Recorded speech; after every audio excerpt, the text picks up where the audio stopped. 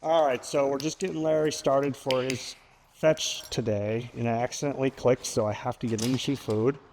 Boy, good boy. Sorry.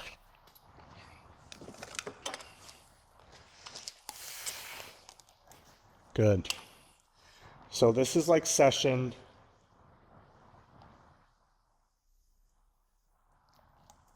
negative.